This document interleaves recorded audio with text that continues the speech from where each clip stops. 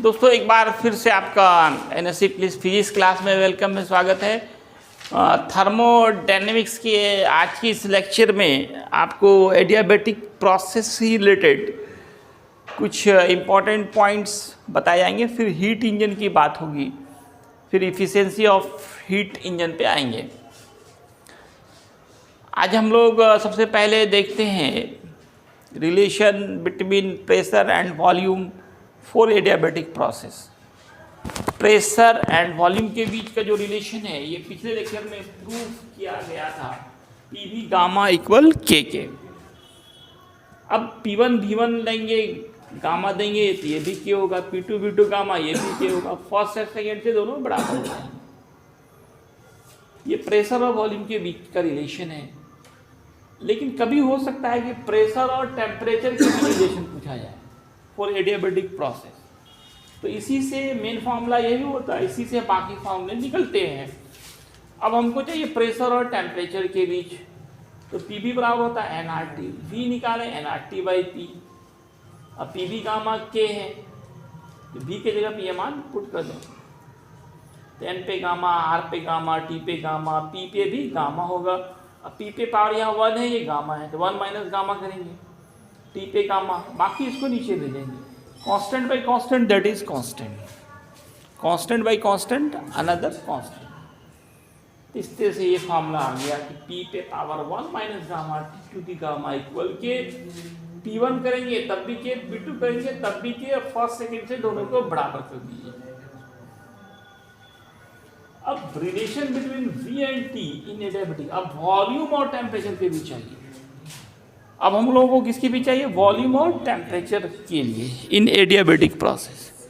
तो फिर हम ये आइडियल केस इक्वेशन लेंगे, इससे P निकालेंगे, V को नीचे भेज देंगे, P भी गामा के पढ़े हैं, P की जगह पे ये मान पुट करें। अब V पे यहाँ कोई पावर नहीं तो 1 पावर छिपा होता है, बाई में है तो पावर घटेगा। एन आर टी वी पे पावर गामा माइनस 1 इधर के। अब सिर्फ टी वी पे पावर गामा को इधर रखिए, एन आर को डिवाइड कीजिए, कांस्टेंट बाई कांस्टेंट कांस्टेंट होता है। एन कांस्टेंट नंबर है, आर तो यूनिवर्सल गैस कांस्टेंट है, ये कांस्टेंट हो जाएगा। एक रिलेशन आ गया टेम्परेचर और वॉल्यूम के बीच फॉर एडियाबैटिक प्रोसेस।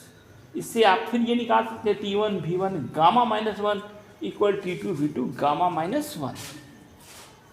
अब आप देखिए हीट इंजन, एक ऐसा इंजन जो क्या करता है, हीट एनर्जी को which convert heat energy into mechanical energy, जो हीट एनर्जी को मैकेनिकल एनर्जी में बदलता है वो हीट इंजन कहलाता है।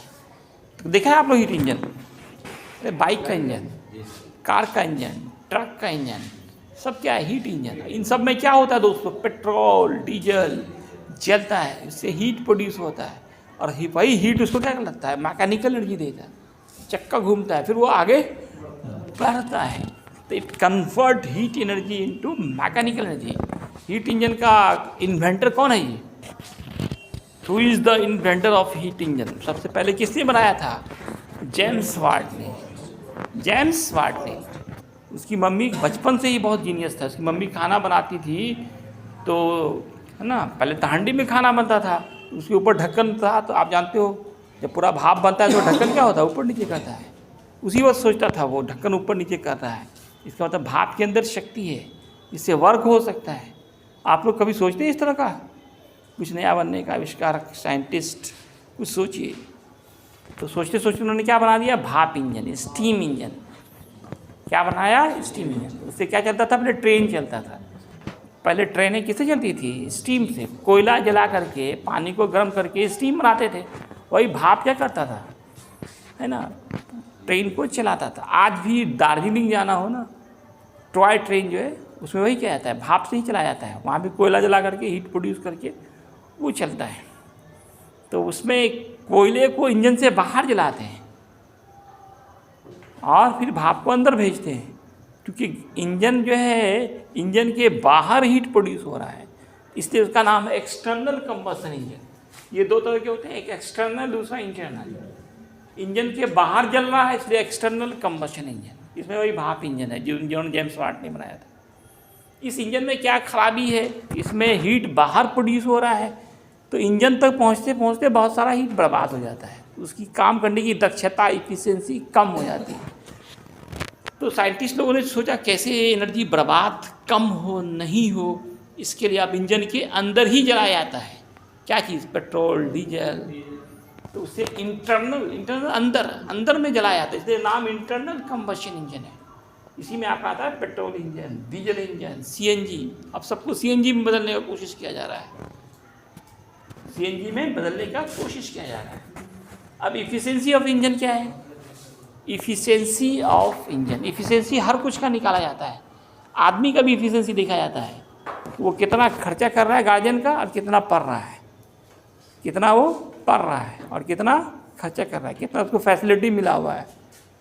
ये जो रेशियो है, जितना आप पढ़ रहे हैं वो क्या हुआ? वर्क डन हुआ। जितना आप खर्चा कर रहे हैं वो हीट सप्लाइड हुआ, एनर्जी सप्लाइड हुआ। हीट क्या है? Form of energy. ये जो रेशियो है दैट इज़ कॉल्ड इफिशियंसी। आपकी इफिशियंसी कैसे निकालेंगे? कितना आपने पढ़ाई किया, कितना आपने खर्चा किया, वो ये रेशियो आएगा, दैट इज़ कॉल्ड इफिशियंसी। तो इंजन क्या कर रहा है? वर्क कर रहा है, चल रहा है, गति में है, मोशन में। कार ट्रक चल रहा है तो वर्क हो रहा है। तो कितना वर्क डन हुआ और कितना हीट एनर्जी आपने सप्लाई किया, ये रेशियो ही इफिशियंसी कहलाता है। ईटा से डिनोट करते हैं, क्योंकि हमेशा इस साइन को ईटा पढ़ते हैं। आप जितना हीट देते हैं, खर्च उतना करते हैं, उतना काम नहीं कभी नहीं होगा, क्योंकि जो भी हीट देंगे उससे कुछ ना कुछ पार्ट तो लॉस होना है, कुछ इंजन को गर्म होने में लगना है, तो पूरा काम कभी नहीं होता है। इसलिए work done by ratio of work done and heat supply, the ratio of work done and heat supply is called efficiency of engine. तो वर्क डन ऊपर है, हीट नीचे है, क्योंकि ये ऊपर वर्क कम होता है इसलिए एक से कम होता है वैल्यू, इसलिए इसको परसेंटेज में रिप्रेजेंट करते हैं। जब एक से कम मान हो, बटे में हो, फ्रैक्शन में हो, तो उसको परसेंटेज में रिप्रेजेंट करते हैं। तो फ्रैक्शन को परसेंटेज में रिप्रेजेंट करने के लिए 100 से मल्टीप्लाई करते हैं, वही 100 से मल्टीप्लाई कर दिया गया।